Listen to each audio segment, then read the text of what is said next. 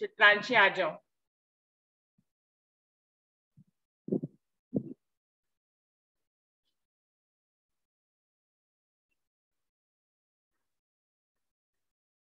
सभी सुंदर साथी को प्रेम प्रणाम जी। बोलो श्री प्राणनाथ प्यारे की जय। बोलो श्री सतगुरु महाराज की जय। श्री परिक्रमा ग्रंथ का ये प्रकरण नंबर 5, वन में स्वरूप श्रृंगार। घाट पाट जल ऊपर, घाट पाट जल ऊपर, अमृत वन है जाए, अमृत वन है जाए। इन वन की शोभा क्यों कहूँ, इन वन की शोभा क्यों कहूँ, मेरो शब्द न पहुँचे ताहे।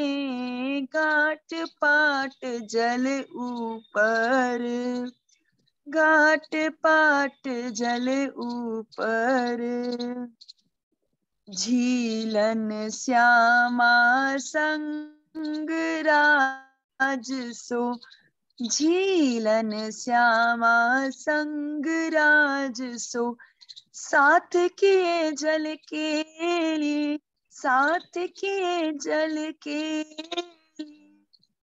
इन समय के विलास की, इन समय के विलास की, क्यों कहूँ रंग रेली।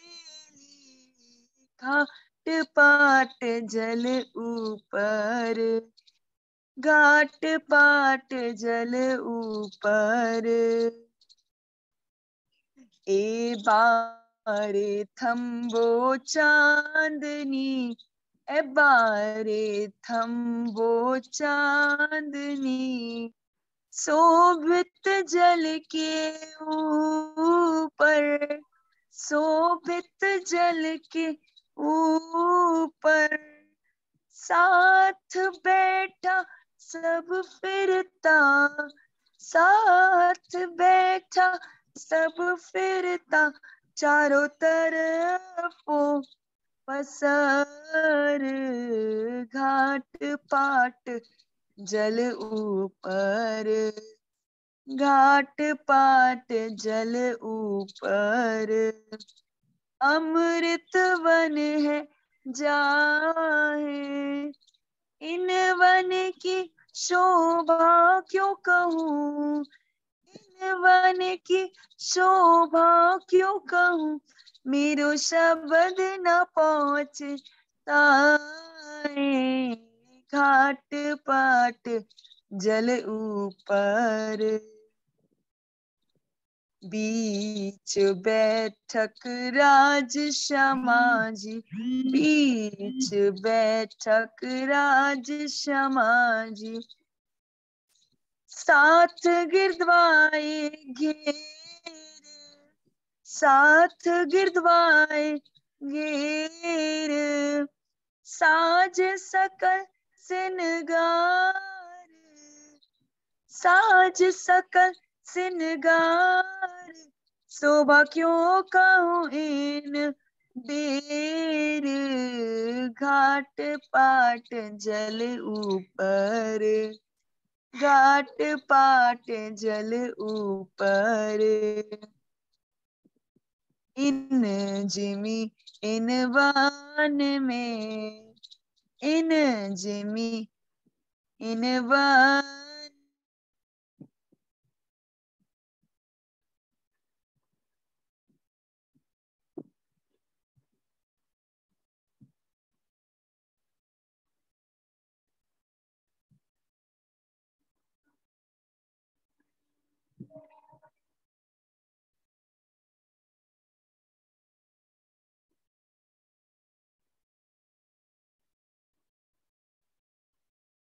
ऊपर, घाट पाट जल ऊपर,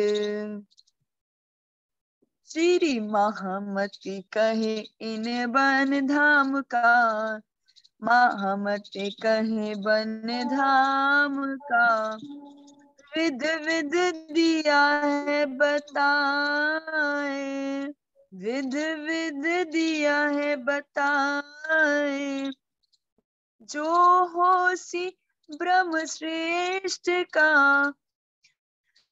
जो होसी ब्रह्म श्रेष्ठ का, एवं फूटनिक से अंग ताए, काट पाट जल ऊपर, घाट पाट जल ऊपर, अमृत वन है जाहे, अमृत वन है जाहे, इन वन की शोभा क्यों कहूँ, इन वन की शोभा क्यों कहूँ, मेरो शब्द न पहुँच ताए, घाट पाट जल ऊपर, घाट पाट जल ऊपर, घाट पाट जल ऊपर।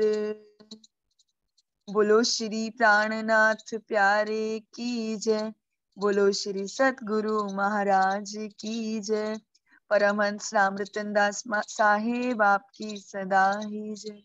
सभी सुंदर साथ जी को प्रेम प्रणाम जी। प्रणाम जी चित्रांशी, धन्यवाद।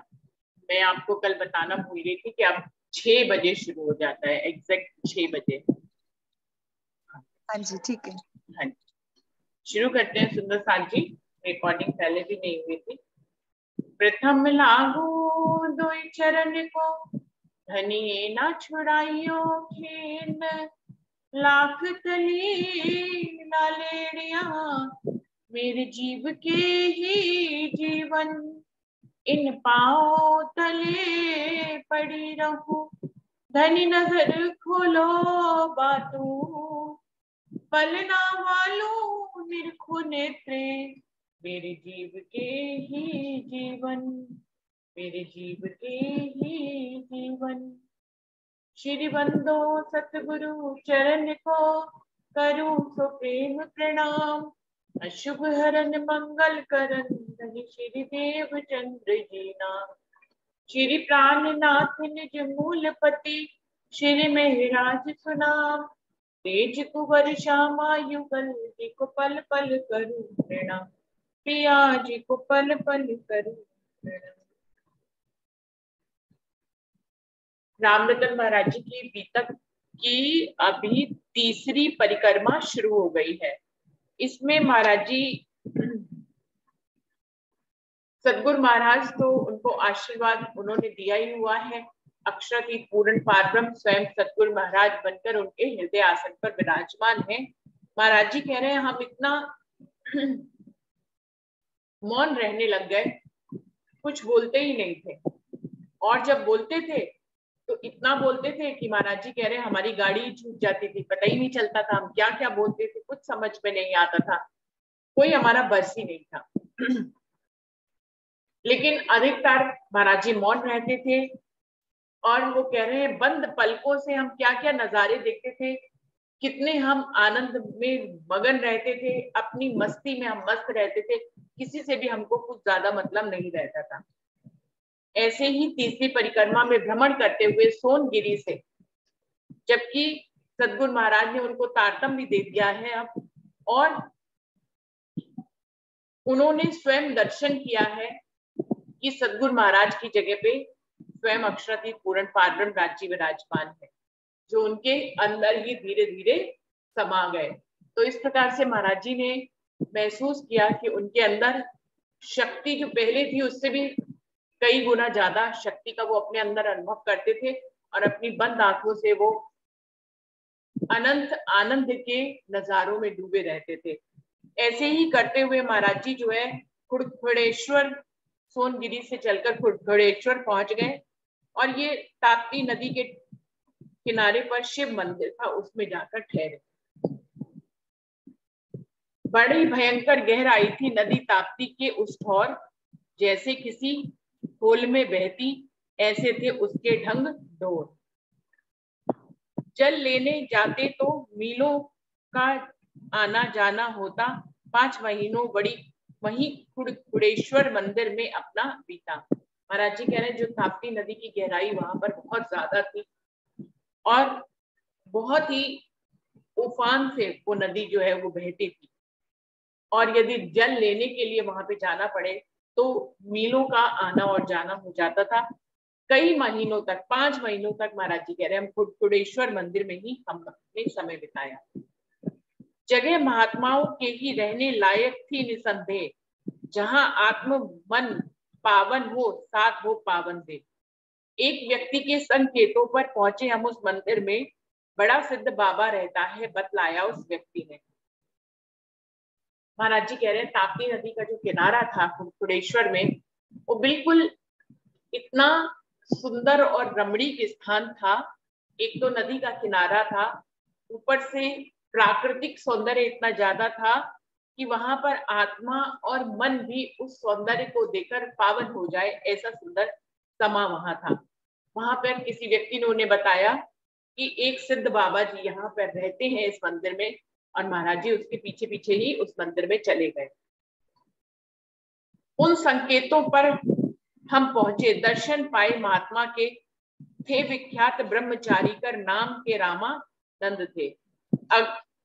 अगला नगला फूल ग्राम मेरठ के निकट वहां के थे वासी, जन्म नाम शंकर उनका, थे उच्च कोटि के अभ्यासी। महाराज जी कह रहे हैं उस व्यक्ति के कहने पर हम उन बाबा जी के दर्शन करने उस मंदिर में गए। वो ब्रह्मचारी बाबा जी थे, ब्रह्मचारी के नाम से विख्यात थे वे। वैसे उनका नाम रामानंद था, जो मेरठ के निकट किसी नगला फूल गांव के रहने वाले थे। महाराज जी कह रहे हैं उच्च कोटि के अभ्यासी व्यक्ति थे वो। जाते ही प्रणाम की हमने, एक विनम्र उत्तर आया और एक आसन लाकर मेरे नीचे बिछवाया। महाराज जी ने जाकर जब उन्हें प्रणाम किया, उन्होंने बहुत विनम्र भाव से उनका आदर सत्कार और मन सम्मान किया, उनको बैठने के लिए एक आसन दिया। हमें दक्षिणी पंडित जाना, वेश हमारा जब देखा, हाथ कमंडल पाग मूड पर अचला धोती पहने था। महाराज जी को उन्होंने दक्षिणी पंडित समझा, क्योंकि महाराज जी को उनके सतगुरु महाराज ने ये वेश धारण करवाया था, जिसमें नीचे उनके धोती रहती थी, ऊपर एक पाग थी और एक कमंडल हाथ में, और ऊपर एक चोला टाइप का पहने रहते थे। आदर मान हमें देकर के एक निवेदन की हमसे, खाना हम कर ले खा लोगे या तुम स्वयं बनाओगे। इस प्रकार की सुनकर उनसे मैंने कही, महात्मा जी एक महात्मा से यो पूछे उचित है। उन महाराज जी के पास हम टिक गए। अब जब वहां रहेंगे तो खाने की व्यवस्था भी करनी पड़ेगी, तो उन्होंने वैसे ही हमसे विनम्र निवेदन करके एक बात पूछी कि हम भोजन बना ले, आप खा लेंगे? महाराज जी ने उसकी बात सुनकर कहा कि एक महात्मा दूसरे महात्मा से ये पूछे उचित नहीं है। आप भी महात्मा है, हम भी महात्मा है, भोजन बनाएंगे, बिल्कुल जीवेंगे, इसमें कोई छुआछात की बात ही नहीं है। जग छोड़ा बन भस्म रमाई, फक्कड़ बने फक्कड़ के साथ, शुद्धि और अशुद्धि की हम रहे छेड़ते फिर भी बात। वो कह रहे हैं अब इसमें शुद्धि अशुद्धि का क्या ही ख्याल करना। सोचिए हम सारी माया छोड़कर फक्कड़ बने, और अब शुद्धि और अशुद्धि का अभी भी राग अलापे, तो ये उचित बात नहीं है। गौड़ों में भी गौड़ तलाशे, थोपो मत ये आपस में, आप बनाए हम खाएंगे, छूत छात है क्या इसमें। अब महात्माओं में भी शुद्ध महात्मा और अशुद्ध महात्मा खोजे, ये तो बहुत गलत बात होगी। महाराज जी ने कहा आप ये सब मत थोपो और भोजन बनाओ, हम आपके साथ जीवेंगे। बैठ गए हम एक वृक्ष से अपनी कमर लगा करके, मस्त मौज में अपनी हो गए उचित जगह को पा करके। और जब तक वो भोजन बना रहे थे, महाराज जी कह रहे हम वृक्ष के नीचे अपनी पीठ लगाकर बैठ गए। जैसे कि हमें उचित स्थान मिलता था, हम तो अपने नजारों में खो जाते थे। महाराज जी कह रहे हमें जैसे ही उचित स्थान मिला, हम अपने ध्यानस्थ हो गए। भोजन जब बन चुका, महात्मा जी ने दी हमको आवाज, भोजन तो तैयार हो चुका, जीम जाओ आकर महाराज। महाराज जी कह रहे हैं जब उन्होंने भोजन तैयार कर लिया तो उन्होंने हमें आवाज लगाई कि महाराज जी भोजन तैयार हो गया, आप आ जाइए और भोजन जीम लीजिए। हम रसोई तक पहुंचे, उठकर बैठ गए। मुंह पर जाकर एक पात्र में सारा भोजन निज सन्मुख रखा लाकर अन्य पात्र का भोजन हमने रामानंद का नहीं पाया तो हमने आवाज लगाई, वापस उनको बुलवाया। महाराज जी कह रहे जब हम अंदर पहुंचे, भूमि तो बैठ गए भोजन जीतने के लिए, तो एक पात्र में सारा भोजन हमारे लिए रखा हुआ था, लेकिन दूसरी थाली तो कहीं थी ही नहीं। महाराज जी को बड़ा अटपटा लगा कि अभी तो बात हुई भोजन जीतने की, महाराज जी ने स्वयं के लिए थाली क्यों नहीं लगाई। तो महाराज जी ने उन्हें रामानंद जी को आवाज लगाई कि आप भोजन नहीं जीमेंगे क्या?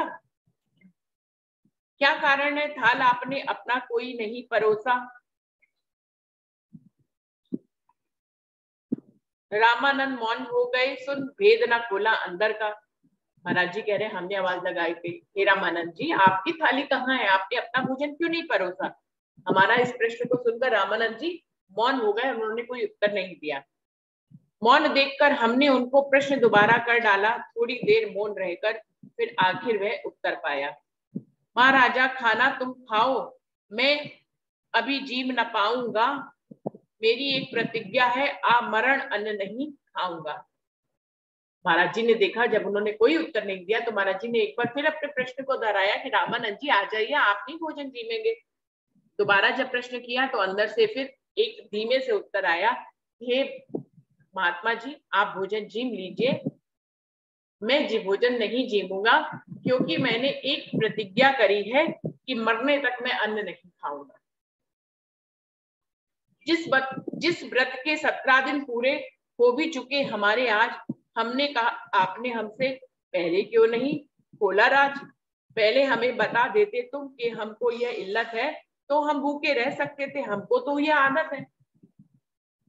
महाराज जी ने कहा, अरे रामानंद जी आप यदि भोजन आपको खाना ही नहीं था तो आपने हमसे भोजन खाने का आग्रह ही क्यों किया। आप यदि 17 दिन उसके पूरे हो गए, आपने भोजन अभी तक नहीं किया, अन्न नहीं खाया है, तो आप हमें पहले ही बता देते कि आप तो अपने लिए तो भोजन बनाते ही नहीं है, तो हम भी नहीं खाते, हमें तो कई कई के दिन भूखे रहने की वैसे ही आदत है। 17 दिन के मरे हुए से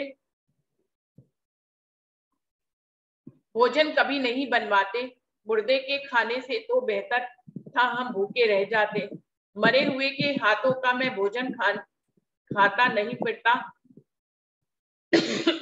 मुझको ज्ञात नहीं था मुर्दे हो, तुमको जिंदा समझा था। अब महाराज जी की आदत ही थी, कोई भी बात आ जाए तो महाराज जी तो उसको कहां से कहां ले जाए, कुछ पता नहीं क्या क्या कह दे। कहने लग गए हमने तो तुम्हें जिंदा समझा था, तुम तो मुर्दे निकले, और 17 दिन के मुर्दे से हम भोजन ही न बनवाते, हम तो वैसे ही भूखे रह लेते थे, तुमको हमें पहले बताना चाहिए था। और हम ऐसे तुम्हारे हाथ का बना हुआ का भोजन हम नहीं करेंगे, जब तक तुम भोजन नहीं करोगे हम भोजन कैसे करेंगे। जो अन्न नहीं खाता वो तो वैसे ही मुर्दे के समान है, तुम तो मरे हुए पहले से ही हो, तुम्हारी क्रिया कर्म तो बाद में होगा, तुम तो अभी से मरे हुए, और तुम्हें तो हमने जिंदा समझा था और हमने भोजन का आग्रह स्वीकार कर लिया था, अब तो हम बिल्कुल भोजन नहीं जीमेंगे। शीघ्र उठा लो जो कुछ परसा है तुमने मेरे सन्मुख, घृणा युक्त होकर के मैंने घुमा लिया रोटी से मुख। हम कुछ कुछ बकते जाते थे, कहते जाते थे उससे, ले जाओ भोजन भोजन, ये और कहे क्या हम तुमसे। महाराज जी कह रहे हैं हमने अपना बुरा भला कह करके अपना मुख जो है भोजन से हटा लिया कि ले जाओ जो तुमने बनाया अब हम नहीं खाएंगे, और हमने बकना शुरू कर दिया। महाराज जी कह रहे हैं ये भोजन भोजन अब हम नहीं खाएंगे, आप उठा लो।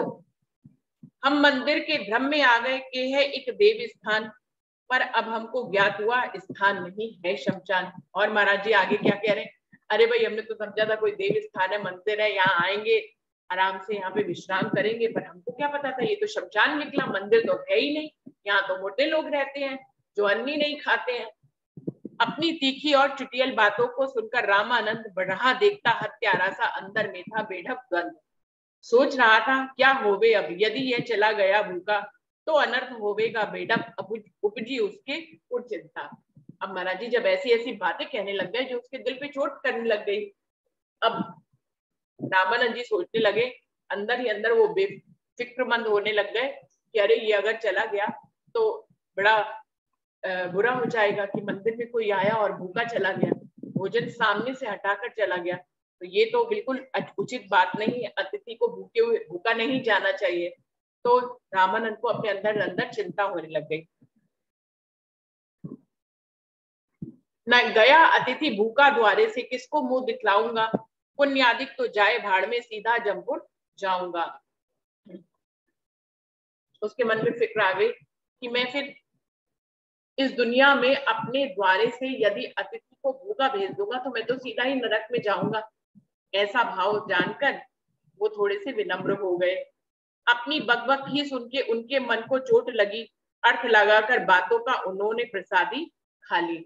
और फिर जब महाराज जी के इतने तीखे शब्द सुने और उनको ये भी डर हो गया कि कहीं ये चले ना जाए, तो उन्होंने आकर उनके सम्मान करते हुए थोड़ा सा प्रसाद थाली से ले लिया।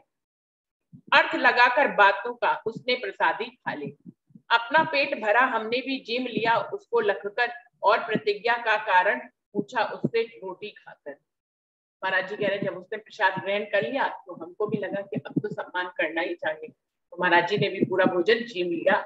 लेकिन भोजन जीमने के बाद उन्होंने पूछा तुम्हारा कारण क्या है, तुमने ऐसी प्रतिज्ञा, अभी तो पता नहीं कितना जीवन पड़ा है, इस पूरे जीवन में तो मन नहीं खाओगे, ऐसा कैसे चलेगा, शरीर कमजोर हो जाएगा, तो पहले तो तुम बताओ कि तुमने ये प्रतिज्ञा क्यों ली है। पेट घड़ा सा दिखलाकर बोला कारण यह है इसका, तिल्ली से मजबूर हुआ हूं कारण बना प्रतिज्ञा का। यह घड़ा सा लग कर के हम लगे पूछने फिर उससे, महाराज ये तो बतलाओ तिल्ली हुई तुम्हें कैसे। उनका पेट जो है वो एकदम घड़े जैसा बड़ा था। उस पेट को दिखलाकर रामानंद जी बोले ये हमारे पेट के तिल्ली हो गई है, जिसके कारण से हमने ये प्रतिज्ञा ली है। तो महाराज जी ने कहा कि अरे ये तिल्ली तो हुई, लेकिन इसका कारण तो बताइए कि तिल्ली आपको कैसे हुई। कुछ समझाकर वे बोले, महाराजा क्या बतलाऊं, कच्चा चिट्ठा है जीवन का कैसे तुमको समझाऊं। हम छाया सिद्धि कर बैठे नदी ताप्ती के जल में, छाया को चेली करने की इच्छा थी अपने मन में। जब महाराज जी ने बहुत अनुग्रह करके पूछा कि आखिर आपको तिल्ली हुई कैसे, तो उन्होंने बताना शुरू किया कि क्या आपको बताएं, काला चिट्ठा है हमारे जीवन का, सिद्धि विद्धि पाना चाहते थे तो इसलिए छाया सिद्धि करना चाहते हैं। छाया सिद्धि एग्जैक्ट तो मुझे नहीं मालूम सुंदर साथ जी क्या होती है, जो नाम से लग रहा है वो छाया सिद्धि ऐसे लगती है कि किसी भी छाया को आप अपने बस में कर ले और फिर जो चाहे वो कर सकते हैं आप। तो वो कह रहे हैं छाया सिद्धि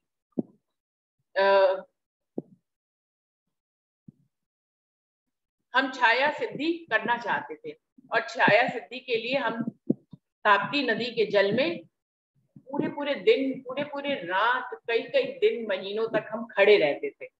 छाया को चेली करने की इच्छा थी अपने मन में। अपने मन में क्या इच्छा थी कि हम अपनी छाया को अपना गुलाम बना ले। पीता करती जल में अपनी खड़ी खड़ी हो सारी रात, काफी दिन के बाद एक दिन घटना घटी हमारे साथ। महाराज जी कह रहे हैं, रामानंद जी महाराज जी बता रहे हैं कि छाया सिद्धि के लिए हम ताप्ती नदी के पानी में पूरी पूरी रात खड़े रहा करते थे। बीता करती जल में अपनी खड़ी खड़ी हो सारी रात, और बैठते नहीं थे, खड़े खड़े ही सारी रात उनकी पानी के अंदर बीत जाती थी। काफी दिन के बाद एक दिन घटना घटी हमारे साथ, लेकिन ऐसी सिद्धि करते करते करते करते काफी दिन के बाद एक घटना हमारे साथ घट गई।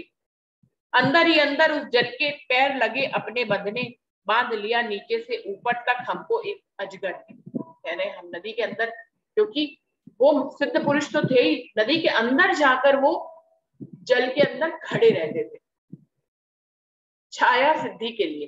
तो सुंदर साथ जी अगर हम देखें तो किसी भी सिद्धि विद्धि के लिए कितनी मेहनत करनी पड़ती है। हम लोग तो एक मिनट नहीं रह सकते पानी के अंदर, वो पानी के अंदर पूरे पूरे दिन, पूरे पूरे रात खड़े रहते थे छाया को अपने बस में करने के लिए। और एक दिन वहां किसी अजगर ने उनको नीचे से लेकर ऊपर तक जो है जकड़ लिया, लिपट गया। अजगर हमेशा लिपट जाता है। सिद्धि तो संपूर्ण हुई पर जकड़े गए अजगर द्वारा, मुक्ति युक्ति की पर उसने हमें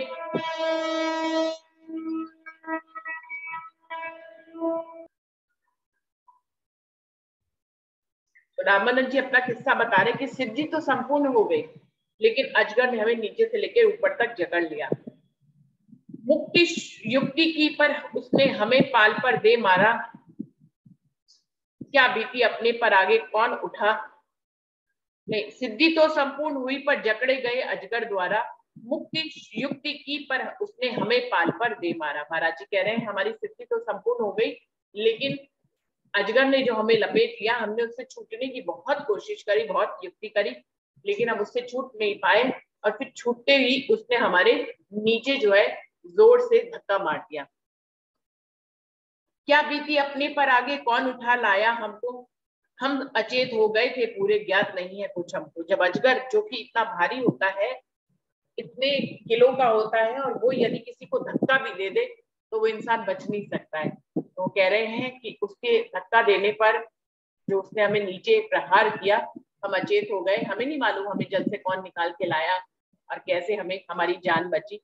उसी रोज तिल्ली का ये रोग हमें आरंभ हुआ, बढ़ते बढ़ते पेट घड़ा सा बड़ा रोग अचंभ हुआ। सिद्धि करो चाहे संग, एक रोग तो आता है, साथ साथ के सिद्धि के यह भी रोग रह ही जाता है। महाराज जी कह रहे हैं, राम रतन महाराज जी बता रहे हैं कि उसी रोज से हम बच तो गए, लेकिन हमें ये तिल्ली का रोग सताने लग गया। ये पेट बढ़ते बढ़ते एकदम घड़े जैसा बन गया, और अब ये असहनीय दुख बन गया है। ये तिल्ली का रोग हमारे, उससे दस्त हर समय आते, कुछ खा ही नहीं सकते आप, जैसे ही खाएंगे आपको तुरंत दस्त करने जाना पड़ेगा। तो रामानंद जी अपना अनुभव बता रहे हैं, सिद्धि करो चाहे सब कुछ, एक रोग तो आता है। हम कोई भी मनुष्य लालच वंश जीवन में कुछ भी सिद्धि लेना चाहता है, कुछ शक्तियां लेना चाहता है, उस शक्तियों से जो है खुद को साबित करना चाहता है, या उसके कारण वो कुछ जीतना चाहता है, तो ये लालच हमेशा ही बुरी बुरी बला होती है। क्योंकि इस लालच में आकर हम रिद्धि सिद्धि तो प्राप्त कर लेते हैं, लेकिन हमें उस रिद्धि सिद्धि को संभालने का, उसको दूसरों को दर्शाने का, अपनी मान प्रतिष्ठा कराने का रोग भी साथ में ही लग जाता है। तो किसी प्रकार की रिद्धि सिद्धि के भी काम नहीं आती है सुंदर साथ जी, क्योंकि उसके साथ साथ आपकी आत्मिक अवस्था बढ़ती नहीं है बल्कि घट जाती है, क्योंकि आप अहंकार को साथ साथ में पालने लगते हैं। आपको स्वयं पर अहंकार हो जाता है कि हमने तो ये सिद्ध कर लिया, हमने तो ये पा लिया, हमने तो वो पा लिया। तो कह रहे हैं सिद्धि पाना भी स्वयं में एक रोग है, और सिद्धि के साथ ये एक रोग तो हमारे साथ आ ही गया। दो दो रोगों का हम आज जो है हमारे साथ ये दोनों रोग चल रहे हैं। लाभ नहीं सिद्धि का इतना, जितना रोग सताता है, कष्ट सहन नहीं होता, जीवड़ा मरु मरु चिल्लाता है। महाराज जी रामानंद जी स्वयं अपने मुख से बता रहे हैं। देखिए सुंदर साथ जी, लाभ नहीं सिद्धि का, सिद्धि का कोई लाभ ही नहीं है, क्योंकि सिद्धि तो तब ना जब आप स्वस्थ हो, तब तो आप सिद्धि का कोई लाभ ले पाएंगे। जब आप स्वस्थ ही नहीं है तो सिद्धि प्राप्त करने का क्या फायदा। उन्होंने इतने कष्ट सहकर इस सिद्धि को छाया बस करने की, सिद्धि को प्राप्त तो कर लिया, लेकिन उसके बाद दिल्ली का उन्हें रोग लग गया। अब जब वो रोगी हैं तो अपनी सिद्धि का क्या ही वो सुख ले। तो कह रहे हैं लाभ नहीं सिद्धि का इतना, जितना रोग, सिद्धि का लाभ नहीं है इतना जितना रोग हमें परेशान करता है। कष्ट सहन नहीं होता, जीवड़ा मरु मरु चिल्लाता है। हमसे तो ये दिल्ली का कष्ट ही सहन नहीं होता, ऐसे लगता है हमारा जीव अंदर ही अंदर चिल्ला रहा है। इस कारणवश महाराजा मैंने मरना उत्तम जाना, व्रत अमरण इसी कारण था, तुमने मगर बुरा माना। तो महाराज जी रामचंद्र जी कह रहे हैं कि इसीलिए हमने ये व्रत लिया है कि हम मरने तक जो है भोजन नहीं, अन्न नहीं जीवेंगे। लेकिन आपने आज इतना बोला कि हमारे व्रत को आपने तोड़वा दिया 17 दिन के बाद। आखिर बोला भरा कह करके यह व्रत तोड़वा ही डाला, दुख है ही यहाँ भाग्य से, है आगे भी मुंह काला। तो महाराज जी कहने लग गए कि आपने, हे महाराज जी, आपने आकर हमें बुरा भला कहकर हमारे इस व्रत को तोड़वा दिया। अब भाग्य में दुख ही दुख है हमारे, ऐसा लगता है आगे भी मुंह काला। एक तो हमने प्रतिज्ञा करी, फिर उसको पूरा नहीं कर पाए, और फिर जो है हमने अपने व्रत को तोड़ लिया। अब हमें लगता है एक नहीं, जब हम कोई प्रतिज्ञा ले लेते हैं और फिर वो प्रतिज्ञा टूटती है तो हमें आत्मग्लानि से होती है। तो वही रामचंद्र जी का हाल था। वो कह रहे हैं कि हमें आत्मग्लानि होती है, पहले तो हमने आपके इतने बुरा भला कहने पर अपना व्रत तोड़ दिया। छाया पुरुष सिद्धि करने से थे पदार्थ सारे उपलब्ध, मैं भगवान पहचान लिया करता हूँ पशु पक्षी के शब्द। ये छाया सिद्धि से वो इतने सिद्ध हो गए थे महात्मा जी कि वो पशु पक्षियों की भाषा समझ सकते थे। पर जब स्वास्थ्य ठीक नहीं रहता क्या करता उपलब्ध पदार्थ, सिद्धि से तो ऐश करी जाती उसमें होता है स्वार्थ। रामचंद्र जी बता रहे हैं